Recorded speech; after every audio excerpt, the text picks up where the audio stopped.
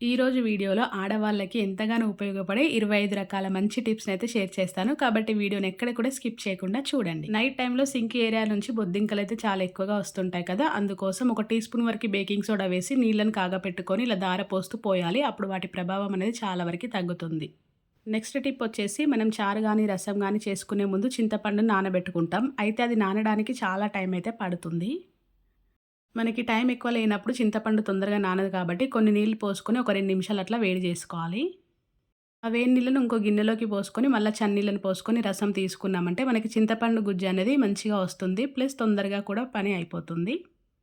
మనకి నార్మల్‌గా 10 నిమిషాల టైం పడుతుంది కదా! ఇది నాని చింతపండు గుజ్జు తీయడానికి. ఇలా వేడి చేసి తీసుకున్నామంటే మనకి 5 నిమిషాలలో అయిపోతుంది.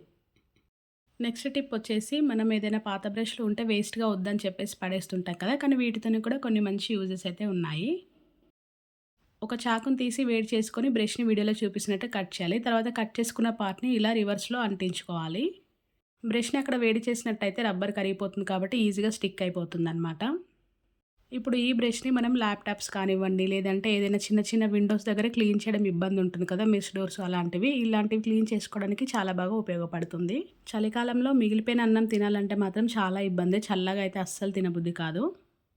అలాంటప్పుడు ఇలా వేడి చేసుకోండి. ఒక గిన్నెని తీసుకొని అలా నీళ్లు పెట్టుకొని అది వేడైపోయిన తర్వాత ఇలా అన్నం వేసి ఒకసారి కలిపామనుకోండి. ఇలా కలిపిన తర్వాత నీళ్ళని వంపుకోవాలి. ఇలా వంపి మళ్ళీ స్టవ్ పైన పెట్టుకొని ఒక 2 నిమిషాలు అట్లా పెట్టుకున్నామంటే మనం వేడన్నం వండితే ఎలా ఉంటుందో సేమ్ అలాగే ఉంటుందనమాట. ఈ చలికాలంలో తినబుద్ధి కాదు కాబట్టి ఈ టిప్ అయితే బాగా యూజ్ అవుతుంది. నెక్స్ట్ ఇంకొక టిప్ ఏంటంటే మనం దేవుడి ఫోటోకి పువ్వులు పెట్టేటప్పుడు ఒక్కొక్కసారి ఏంటంటే కింద పడిపోతూ ఉంటాయి. అంత స్టిఫ్‌గా అయితే ఉండవు. కాబట్టి ఏదైనా యూజ్ అండ్ త్రో రబ్బర్ తీసుకోండి. రబ్బర్ తీసుకొని వీడియోలో చూపిస్తున్నట్టుగా ఫోటోకి వేసుకొని అప్పుడు పువ్వులని ఇలా పెట్టేసుకోవాలి. ఇలా పెట్టడం వలన మనకి పూలదండ అయితే ఎంత బాగా కనిపిస్తుందో సేమ్ అదే విధంగా కనిపిస్తుందనమాట. పువ్వులైతే అసలు కింద పడే ఛాన్స్ ఉండవు. ఈ టిప్ కూడా బాగా యూజ్ అవుతుంది. ఒకసారి ట్రై చేయండి.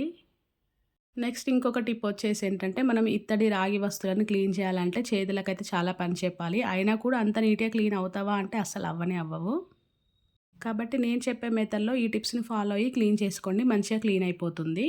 కొద్దిగా శనగపిండి, పసుపు, సాల్ట్, నిమ్మరసం వేసుకొని మంచిగా క్లీన్ చేసుకోవాలి. ఈ పేస్ట్‌ని మొత్తం కూడా చెంబుకైతే అప్లై చేయాలి. తర్వాత ఒక టిష్యూతోని కానీ ఏదైనా పేపర్ తీసుకొని గానీ క్లీన్ చేశామంటే మంచిగా క్లీన్ అయిపోతుందనమాట. నేను ఆల్రెడీ లిస్ట్ కూడా డిస్‌ప్లే చేస్తాను. ఒకసారి చూసుకోండి. మీకు వీడియో డిఫరెన్స్ తెలవడం కోసం నేను కొద్దిగానే ఫస్ట్ క్లీన్ చేసి చూపించాను. నచ్చితే ఫాలో అవ్వండి.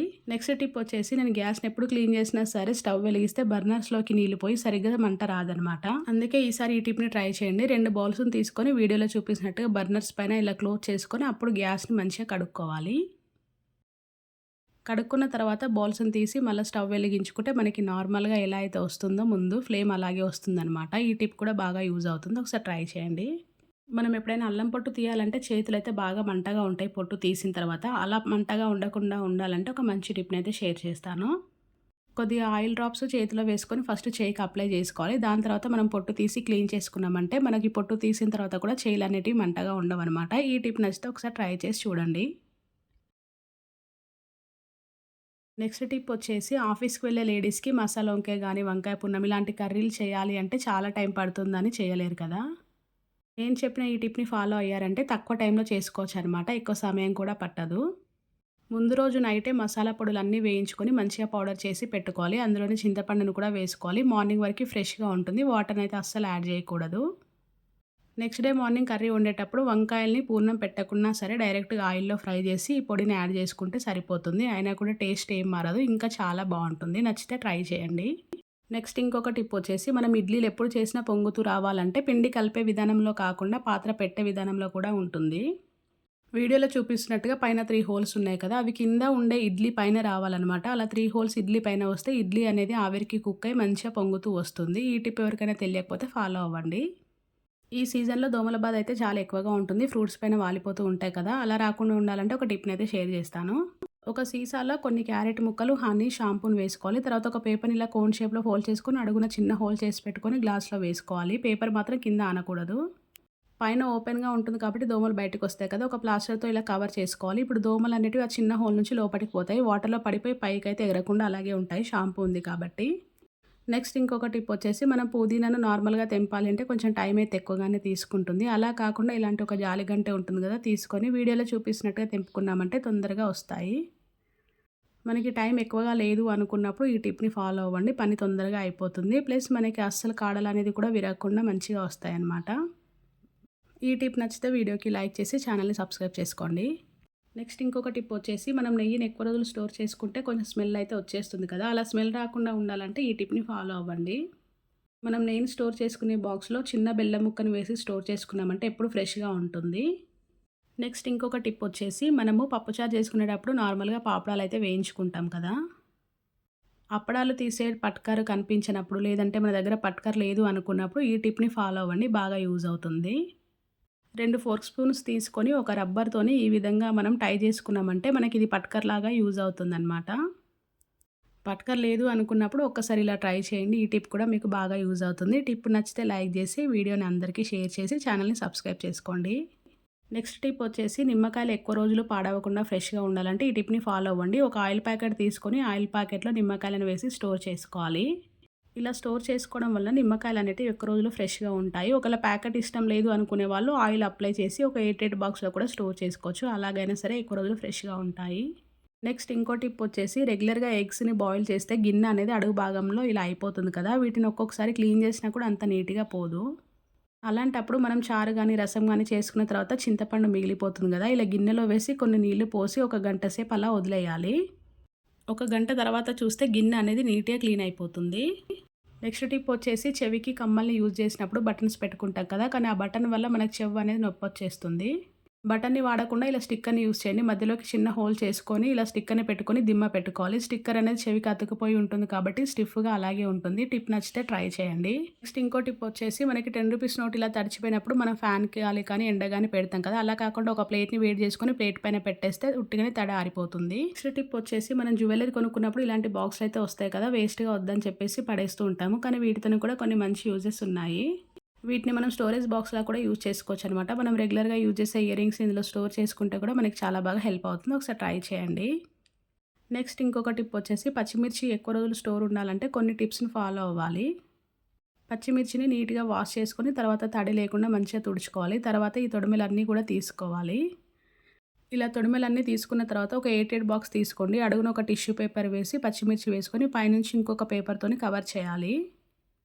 ఇలా పేపర్ కవర్ చేసి పైనుంచి క్యాప్ పెట్టేసుకోవాలి. మనకి ఇలా స్టోర్ చేసుకున్నామంటే పచ్చిమిర్చి అనేది మినిమమ్ 15 డేస్ నుంచి 20 డేస్ వరకు మంచిగా ఫ్రెష్‌గా ఉంటాయి. ఒకసారి ట్రై చేయండి. నెక్స్ట్ ఇంకో టిప్ వచ్చేసి ఇలాంటి చిన్న చిన్న ప్లాస్టిక్ డబ్బాలుంటే వద్దు అని చెప్పేసి వేస్ట్‌గా పడేస్తుంటాం. వీడియోలో చూపిస్తున్నట్టు ఒక ఫోర్క్‌ని వేడి చేసుకొని పైన క్యాప్‌కి చిన్న చిన్న హోల్స్ చేసి పెట్టుకోవాలి. దీన్ని సాల్ట్ డబ్బాలా కూడా యూజ్ చేసుకోవచ్చు. లేదు అంటే కొద్దిగా పిండి వేసుకున్నా కూడా చపాతీ చేసుకునేటప్పుడు పిండిని కూడా చల్లుకోవచ్చు. ఇలా కూడా యూజ్ అవుతుంది. టిప్ నచ్చితే ఫాలో అవ్వండి. నెక్స్ట్ ఇంకొక టిప్ వచ్చేసి మనం ఇంట్లో పప్పుచారు చేసుకున్నప్పుడు ఒక్కొక్కసారి అనుకోకుండా సాల్ట్ అయితే ఎక్కువగా అవుతుంది. అలా అని చెప్పేసి మనం వేస్ట్ చేయలేము, అలా అని తినలేము. అలాంటి టైంలో ఈ టిప్‌ని ఫాలో అవ్వండి. ఇది కూడా బాగా హెల్ప్ అవుతుంది. ఒక పొటాటోని తీసుకొని దానికి పీల్ తీసి ఆ చారులో వేసుకున్నామంటే అది సాల్ట్‌ని అబ్జర్వ్ చేసేస్తుంది కాబట్టి టేస్ట్ సరిపోతుంది.